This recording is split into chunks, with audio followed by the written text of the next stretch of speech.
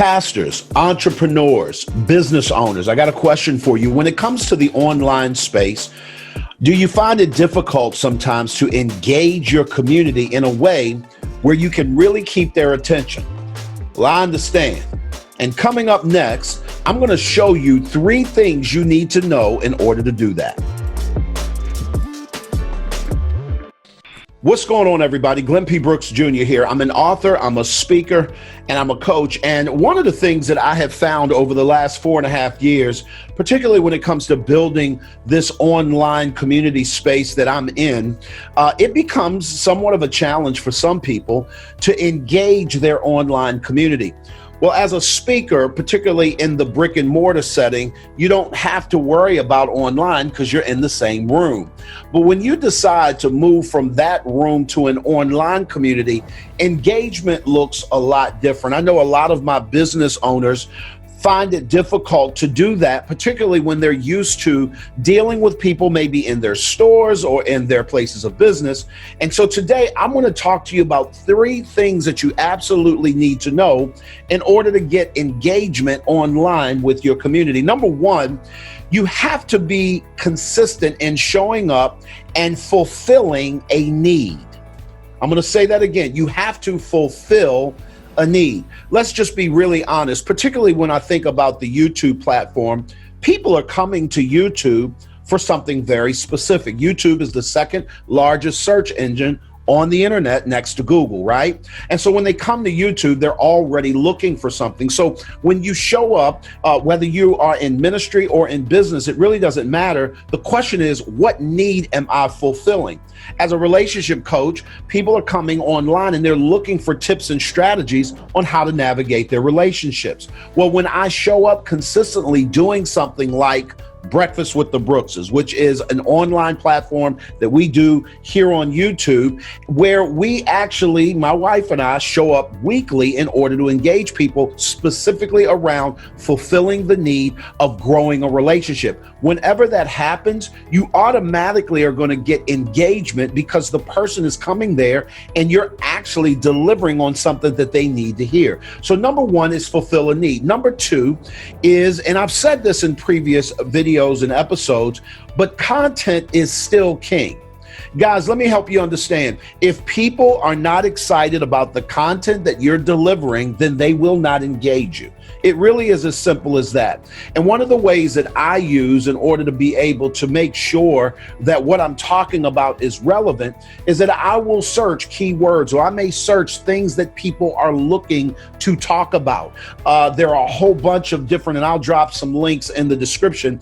TubeBuddy is a favorite of mine, where you can actually go on and you can type in keywords and you can basically find out if people are even looking for that particular piece of engagement, and therefore center your content around that subject matter. As an author, I've written 6 books, and so many times I'm showing up to talk about the content that's in those books. And when people know that that's the content I provide, oftentimes they'll show up specifically to engage that. The other thing that I want you to know, again, around the subject of content being king, you've heard me say this before, but if content is king, consistency is queen.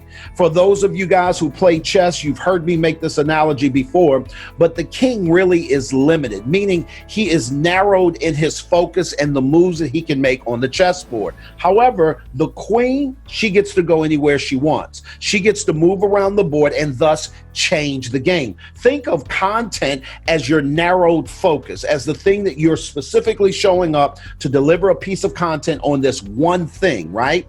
But the queen, which is the consistency, is your ability to show up over and over and over and over again, the same kinds of messaging, and thus it will force engagement because people know who you are, what you do, why you do it, and particularly who you do it for. So number 1, we said fulfill a need, actually fix a problem. That's basically what I'm saying. If the problem is maybe they're trying to navigate on how to do something, or where should I go in the scriptures to study this subject matter, if you're a pastor, whatever the need is, if you show up and your content actually fulfills it, the game is over. They will absolutely engage. Number two, we said that content is king, consistency is queen. And number three, I want you guys to hear this and lean really carefully in on this, because everybody gets a little confused, particularly in the landscape of social media.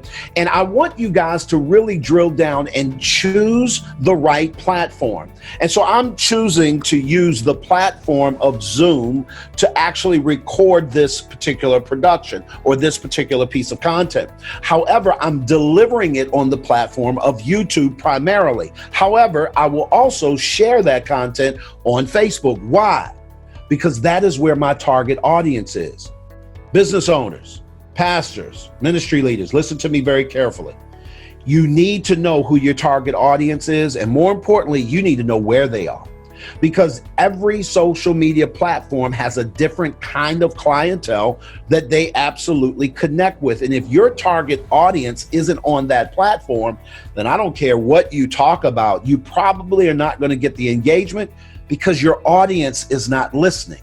And so if you are trying to reach teenagers, obviously at this particular point, you're gonna reach them on TikTok, or you're gonna reach them on Instagram. You probably are gonna reach them on Twitter, depending on the age. But the truth of the matter is, if you're looking for a baby boomer, you're going to find them on LinkedIn. You're going to find them on Facebook.